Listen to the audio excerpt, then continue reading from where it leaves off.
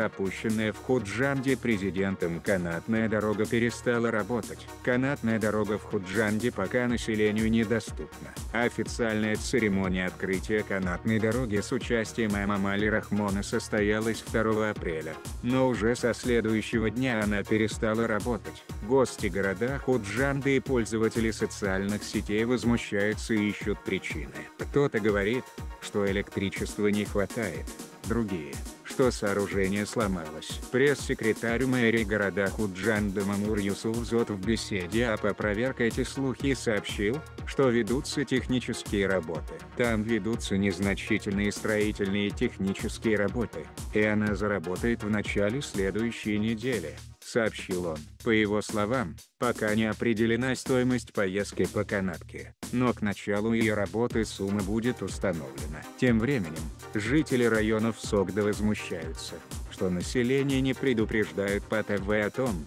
что дорога не работает, а, наоборот, рекламируют ее. Хорошо было бы оповестить жителей вместе рекламы. По всем каналам показывают ролики об этой канатной дороге. Дети посмотрели эти ролики и попросили отвезти. Мы с города Эсфары 110 километров проехали, но, оказывается, она не работает. С досадой говорит Зафар Кадиров, житель города Эсфары.